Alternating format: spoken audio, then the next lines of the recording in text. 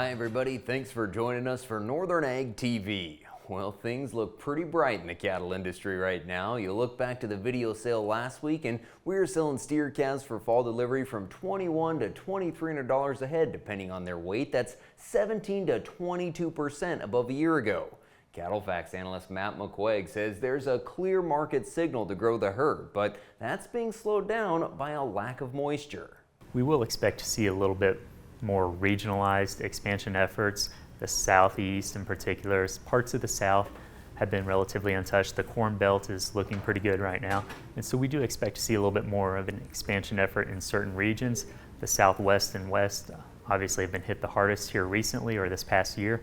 And so we do not expect to see any rebuilding efforts there. In fact, they're going in the opposite direction. McQuagge says they are seeing more heifers kept back to some degree.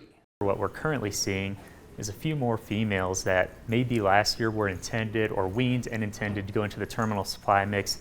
We are seeing a few of those animals being pulled back out of that supply mix as we've gotten good moisture this spring. Hay prices are up a little bit this year, but they're still lower than the past few years. And so we are seeing some improved options there.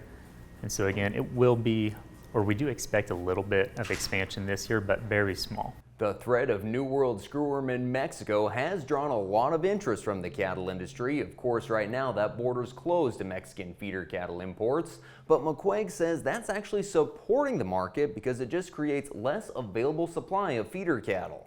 That creates a huge hole for feedlots, particularly in the southern regions, that Texas area. And so we'll start to really see that impact in Q4 of this year and then early on into next year, depending on how long that border remains shut down. If or when news of that does occur, we can expect a short-term pullback as just market reacts to the fear, to the unknown of such an action. But we have to recognize that there is no food or human concerns there. So from a longer-term standpoint, it actually should be bullish to the markets as it creates increased requirements or challenges that must be overcome, and will also further draw down on that overall supply. The leverage in the industry is really favoring the cattle producer, and with packing capacity set to increase in 2025, that's going to help anyone with feeder cattle to sell, although it is creating challenges further up the supply chain. Leverage has been a huge benefit to cattle producers the past few years. It's one of the key factors that's enabled us to really build up our prices. And that's one of the areas where we do have to recognize that while it's been fantastic for us, it is a potential concern for risk as we do further draw down on our supplies. What does that mean for a feedlot standpoint or a packing standpoint? We are already seeing a little bit of smaller shift levels, some plants cutting back just on their harvest days or harvest shifts. And so they are trying to manage around that, but that does, while it's amazing, it does create potential causes for concern. Tighter supplies have played a big role in the price rally, but demand for beef has also been a key factor. Sustaining that leverage has also been due to the strength of our consumer demand. This past year, we've been able to increase prices while also increasing supplies of available beef, and that really translates to overall fantastic consumer demand for beef.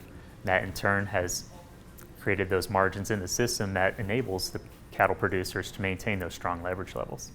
Thanks for joining us. We'll be back with today's markets after this. From the beginning, we've worked closely with farmers. BNSF's ties to the agricultural community go back 175 years. Together, we've innovated to make the U.S. agriculture supply chain one of the most efficient and productive in the world. Our strong relationship powers BNSF still today and helps us move the nation like no one else can. At BNSF, we move the nation for you. Talking with someone that you know is stressed out, those are difficult things to approach, but if you're good friends with those people, reach out and say, I'm here to talk to you. We can find somewhere to get some assistance. It's hard to get involved, but at the same time, you want to just say, hey, there is help available. For more tips in dealing with stress in agriculture or for free counseling for egg producers, visit beyondtheweather.com. Well, cattle futures found a modest degree of support on Thursday. Really, they've struggled to get much of anything going recently. There's been no change in the fundamentals. Those are still very bullish, but traders aren't being that confident in the market right now. Seems to be concerned that we could still be overbought and that the dog days of summer will likely lead beef demand and cash-fed cattle lower. That said, box beef remains at historically high values. Now, it does appear the cash will fall again with a shortened holiday week coming. So far, we've seen sales 3 to 5 lower from $229 to $233. At the early summer pair and feeder special at Pays, cow-calf pairs had a sale top at $4,100. Most of the 3 to 8-year-old pairs $3,200 to $3,500. The weigh-up market is maintaining its strength. A lot of cows selling $154 to $167, and the bulls bringing $178 to $196, a top at $213.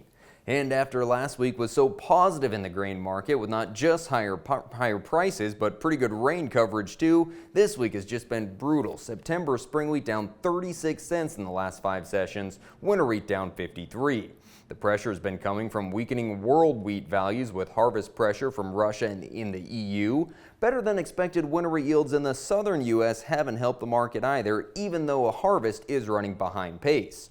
Our best chance for price help could be Monday with the USDA acreage report that will provide a detailed estimate of 2025 production.